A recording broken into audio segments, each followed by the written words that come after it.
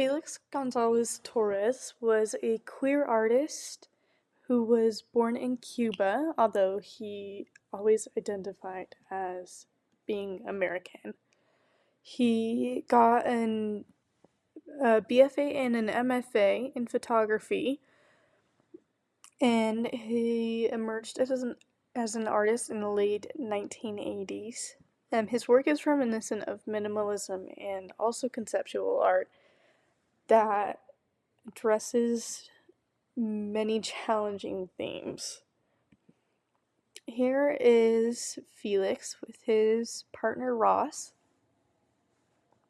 Ross unfortunately died in 1991 from AIDS complications, and from 1981 to 1990, 100,777 deaths from AIDS were reported to the CDC.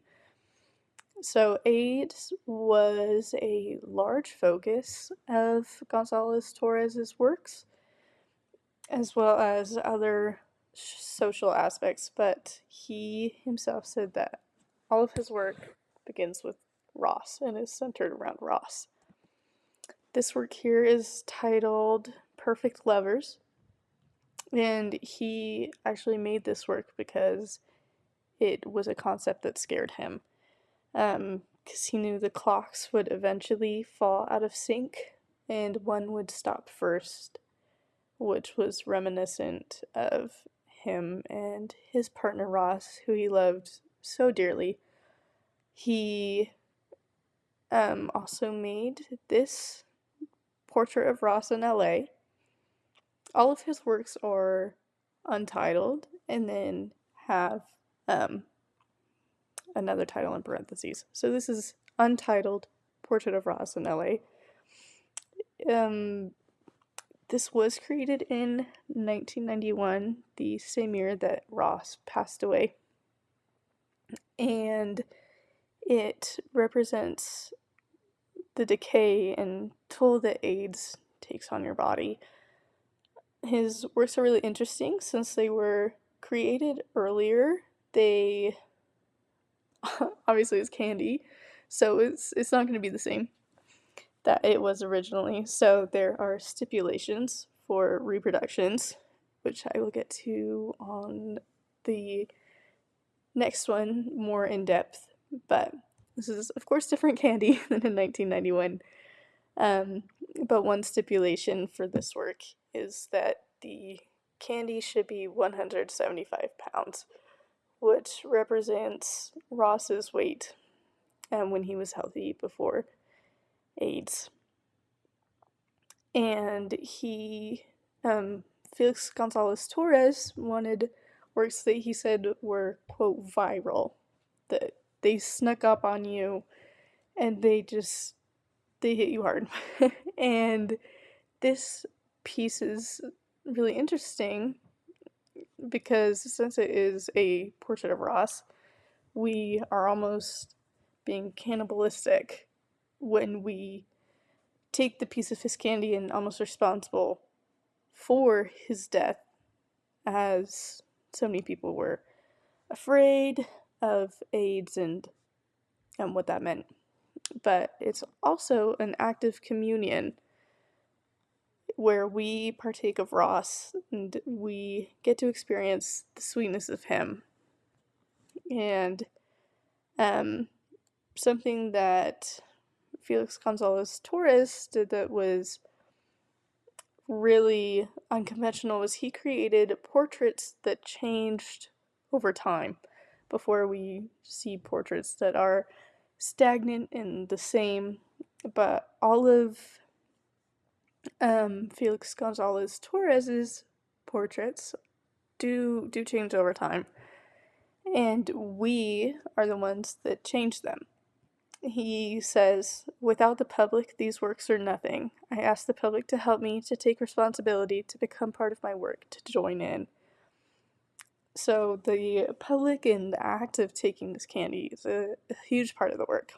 These are all Untitled LA, which has just the stipulation basically of being green candy. wrapped in, all the candies wrapped, but wrapped in clear cellophane. He didn't provide any stipulation as to exactly which brand of candy. This one just has to be green, and the previous one of Ross were to be colorful. So this one can be arranged in different ways, as the pictures here demonstrate. It is up to whoever reproduces the work. And museums have to keep it maintained. One of the examples that a video gave was people sometimes take these candies and create almost their own art with it. Someone created a face, so they have to maintain, keep its shape, but the candy slowly diminishes. This one has a less specific meaning. It's just called LA. This one he wanted to be a little more open to interpretation. It could be read as AIDS, like a lot of his work, or it could be read as just illness, or being queer in this time period, which was difficult. This work is untitled Loverboy. This is also a work very much dedicated to Ross and his love for him and the love that he had for him. It starts as a stack of blue paper, and again, museum goers are invited to take one, and the stack diminishes, similarly to Portrait of Ross in LA, where the candy diminishes. He also diminishes in this work as well. And then a couple other works that I wanted to mention were this one, Untitled Chemo. He kind of challenges the notion that people see these beads, they think celebratory and fun, but then he couples it with something really unexpected, and that's what I think I love about his works. He uses things that are simple, things like candy and paper and beads, but they truly do mean so much, and it's unexpected because it's minimal and it's contemporary and conceptual, but they have such a deep meaning to them, and they're so very personal to him. And this one I also thought was really interesting. It is titled Portrait of the Magoons. They were I believe, an art collector couple. But some ideas that are interesting from this work is that we aren't in a passive relationship with history. We are partaking in history, even things that we don't realize have shaped our life the way it is. Here he includes the movie Jaws. He includes some serious things and some not so serious things, and even some personal events. He has the name of his cats in one of them. But the people reinstalling this work are encouraged to add their own dates and subtract dates. So it's a very personal piece. It's also very interesting because he likes it to be on the top register of the wall, which is very uncommon for a portrait.